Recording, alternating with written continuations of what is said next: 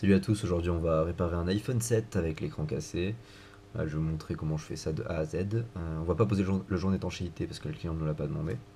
Du coup je vais vous montrer comment on fait. Donc déjà le téléphone, on voit qu'on a tout qui est bon hein, au niveau du tactile. On prend un téléphone un peu chargé, ça nous sera toujours utile. On commence par l'éteindre. Ensuite on va venir le poser sur un plateau chauffant. Alors le plateau chauffant, qu'est-ce que c'est en fait? C'est une grosse plaque qui chauffe, là je le mets à peu près à 100 degrés. Je vais poser mon écran dessus. Elle est propre. Hein. Donc ça c'est une ancienne machine que j'utilisais pour séparer les écrans LCD de la vitre. Pour en fait refaire des écrans conditionnés. Chose que je ne fais plus maintenant parce que je manque de temps. Donc ça me sert surtout en fait à chauffer des grandes surfaces de façon homogène. Je l'utilise aussi pour le préchauffage de mes cartes mères quand j'en ai besoin. Donc on laisse pas hyper longtemps hein, parce qu'en fait ça chauffe assez vite. Hein. Ça chauffe très très bien. Dès qu'on sent que l'arrière commence à être chaud alors qu'on chauffe par devant, c'est qu'en général le téléphone est assez chaud parce qu'on a tout le joint d'étanchéité autour qui est nécessaire pour l'étanchéité, donc il faut l'enlever comme ça. Donc je viens de le retirer de la plaque chauffante. Je commence toujours par enlever les deux vis. Donc l'iPhone est un peu chaud là. Vous pouvez utiliser un gant si besoin. Donc ça c'est toujours les vis pentalobe. Ensuite on va venir avec ventouse plus outil, on tire. Alors quand l'écran n'est pas trop fissuré ça marche assez bien. On vient ici au niveau de l'antenne en plastique enfonçant notre outil en métal et puis on va pouvoir ouvrir assez facilement. Voilà, donc je vais éteindre mon plancher chauffant. Donc là vous pouvez voir que ça s'est vraiment enlevé hyper facilement. On dirait que le joint devait être fatigué, il était mal en place, ou alors que l'écran a déjà été changé. Donc voyez là c'est le cas en fait, on voit un logo ici, donc l'écran a déjà été changé. Donc là on passe avec notre nouveau tournevis, si possible, Triwing, vu qu'Apple a décidé de changer les vis. Donc là, comme d'habitude, on retient exactement où était chaque vis. Très important. Je commence par là parce qu'on va débrancher la batterie au plus vite.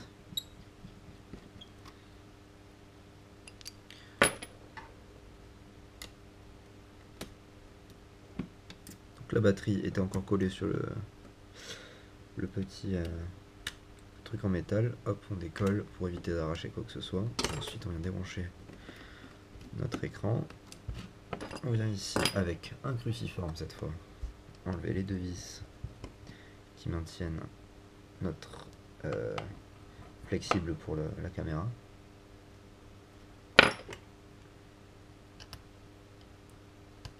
Et lui aussi parfois un petit peu collé. On peut le débrancher en faisant attention. Voilà, donc là on a retiré toute notre dalle. Alors là, moi j'aime bien toujours tester mon écran LCD avant de faire mon remontage. Donc je vais démonter mon écran. Mais alors particularité, pour démarrer un iPhone 7, c'est mieux quand le Touch ID d'origine est branché. Donc on va directement brancher le Touch ID sur notre nouvel écran, le brancher sur la carte mère et faire un test.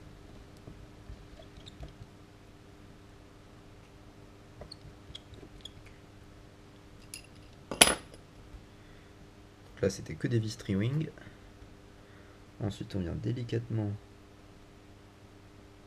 débrancher à l'aide de ça notre petite pince à épiler. On va mettre un peu d'air chaud pour décoller ici la nappe.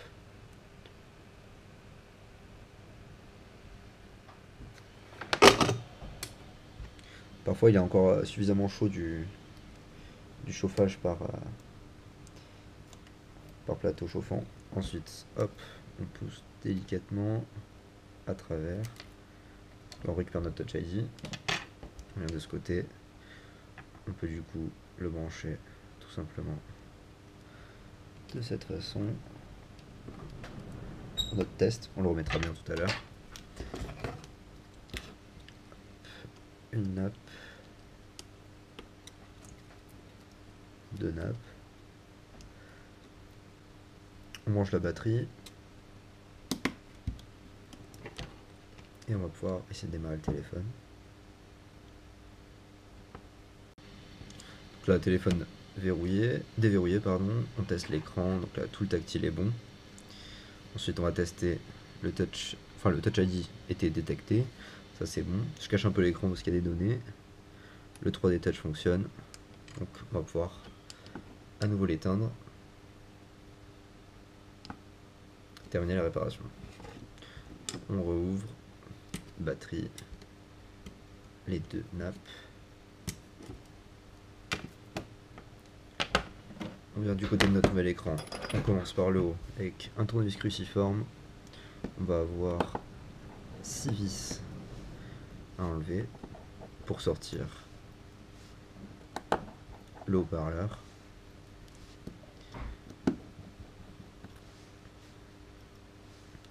On peut déjà sortir le cache. Comme il n'est pas collé, hop. Puis il reste 2 vis pour le haut-parleur.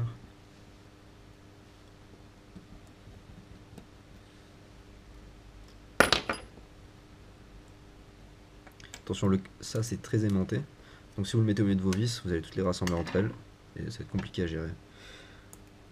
On sort délicatement le capteur de proximité, parce qu'il arrive parfois qu'il reste coincé là-dedans. Et là c'est un peu galère. Donc là, dès qu'on utilise l'air chaud, on protège la caméra. On vient réchauffer un peu donc, pour les connectiques du haut-parleur ainsi que pour le micro.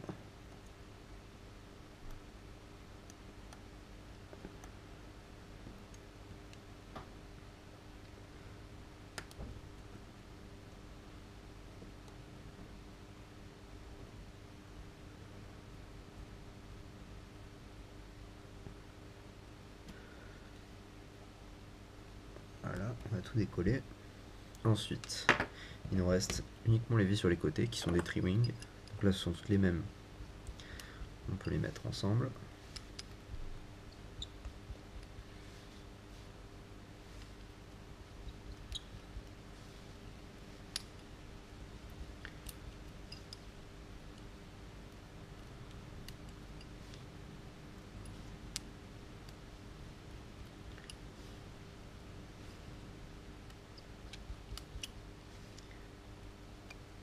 Ensuite, là, c'est pas toujours le cas, mais sur un écran original par exemple, on va avoir un peu de colle derrière ici. Donc là, on aime bien à nouveau chauffer. Donc là, on va avoir le métal qui va un peu se tordre. C'est des choses qui arrivent, c'est pas hyper grave, on peut le retordre derrière.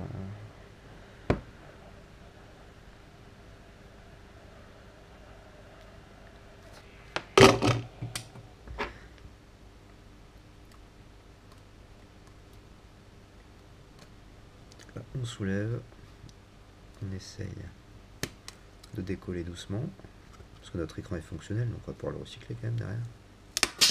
Voilà, donc là vous voyez, on avait du double face ici. Alors là, il y avait un code barre derrière l'écran. Si vous avez une étiquette qui est collée sur votre écran, moi je vous conseille de ne pas la laisser derrière, c'est vraiment pas une bonne idée. Ici on a du scotch. C'est une drôle de... Ça c'est un écran générique qu'on a en dessous, mais on dirait que le procédé de fabrication est un peu différent. Ici là sur ceux que j'utilise moi et que je vends sur ma boutique, ils sont plus proches des originaux en fait. Ils prennent le même nombre de nappes et ils sont tout autant fonctionnels, donc ça pose pas de problème. On va pouvoir détacher notre Touch ID, le faire passer dans le bon sens cette fois. Donc il faut enlever un peu de plastique, on le rentre, on remet du plastique, on soulève, on laisse passer. Ensuite il y a un tout petit ergot, on essaye de se positionner en face, c'est toujours mieux. Et puis on vient gentiment brancher. Alors là, comme d'hab, il faut juste se mettre en face et c'est censé se brancher quasiment tout seul.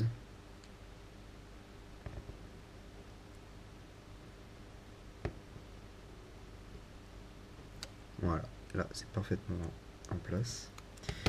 Donc on va retirer tous les stickers qui maintiennent en fait les nappes pour le transport. Ce qui est important parce que sur l'iPhone 7 et l'iPhone 8, on a quand même des nappes qui sont assez longues et fragiles en fait. Donc on ne veut surtout pas les abîmer pendant le transport ou pendant quelconque manipulation. Donc là pareil, quand vous les décollez, bien attention aux nappes, pas trop les tordre. Pour ensuite enlever cette protection là. Alors là, il va falloir essayer de mettre les nappes dans le bon sens, sans abîmer quoi que ce soit. Donc, tout simplement, en fait, on les garde en dessous et on vient mettre le bouclier par-dessus. Alors attention, ici ça colle un peu, donc parfois qu'on appuie, on a tendance à casser quelque chose. Alors j'ai un peu bougé mes vis.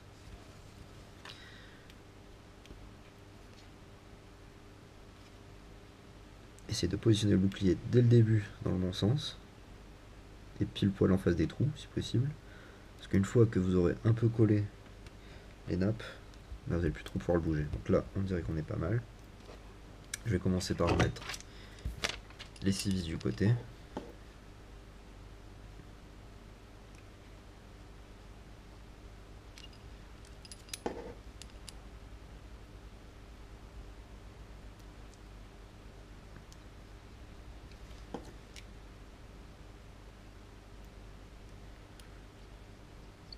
Veillez à bien faire en sorte qu'elle rentre bien jusqu'au fond, chaque vis. Sinon, quand vous allez essayer de rentrer tous les coins dans le téléphone, en fait, elles vont faire obstacle et vous risquez de les tordre.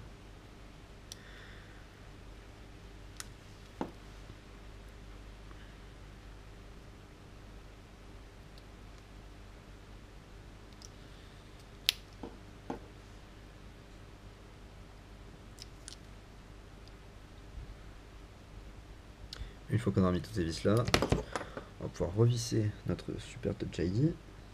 Donc là la plaque passe par dessus et on a 4 vis. Donc j'aime bien commencer par les 2 extrêmes pour la positionner. Je les visse pas complètement, juste de quoi faire tenir. On fera un serrage à la fin. Là il y a un petit ergot, il faut essayer d'être en face. Puis je fais la troisième vis pardon. Pas celle qui est juste derrière le bouton, mais qui maintient elle aussi la plaque.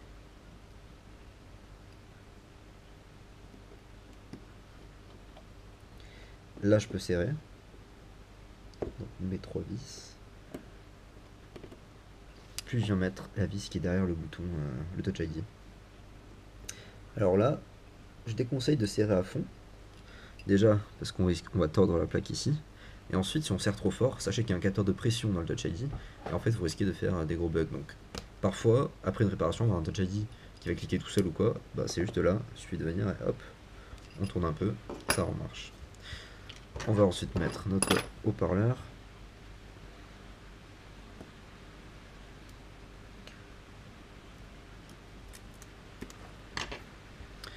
Donc, on vient en premier coller au niveau des ergots les connecteurs dorés pour notre haut-parleur. On vient ensuite appuyer sur le micro. Ensuite, on rentre nos capteurs. Donc, proximité et luminosité. On essaie de le rentrer droit, vu que c'est un carré dans un carré, donc on peut pas forcer, sinon ça marche pas. Dès qu'on arrive bien en haut, bien en face, ça marche parfaitement. Donc là, parfois, il faut le maintenir, parce qu'il tient pas tout seul. On place le haut-parleur. Alors là, pour faciliter la tâche, on peut commencer à mettre une des vis du haut-parleur.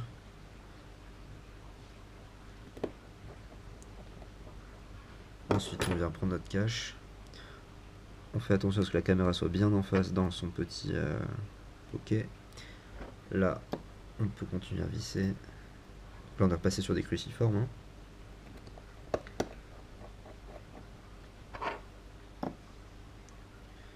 Ça, c'est la petite vis pour l'antenne.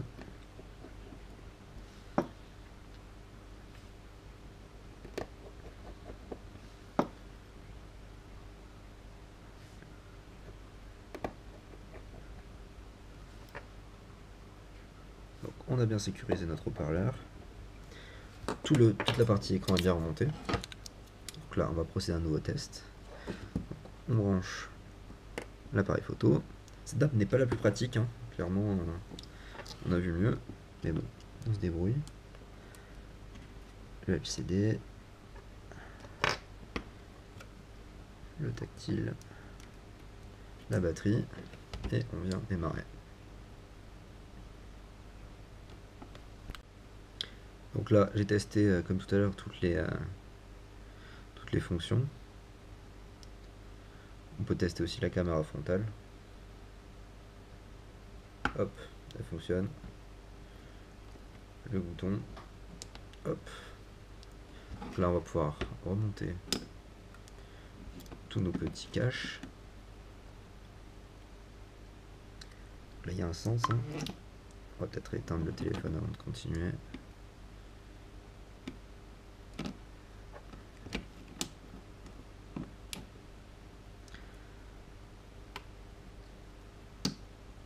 Là, les deux vis cruciformes.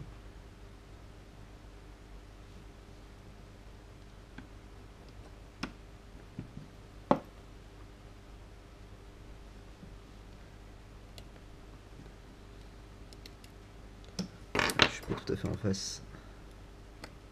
Elle est vraiment pas facile à manipuler celle-là. Donc vraiment, si vous avez des tournevis aimantés, c'est vraiment plus facile à gérer. Alors j'ai carrément mis la plaque à l'envers. C'est pour ça que ça marchait pas bien.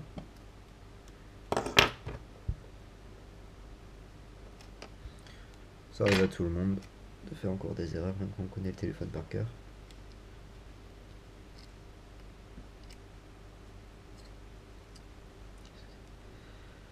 Voilà. Il y avait bien un sens.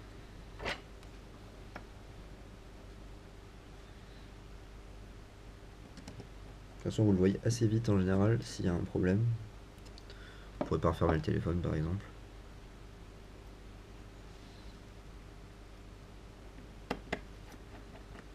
Là en fait, on a pour indice la petite ergot qui vient pousser en fait sur un petit bout de mousse qui est en dessous. C'est comme ça qu'on se repère. Là, on repasse sur du Triwing.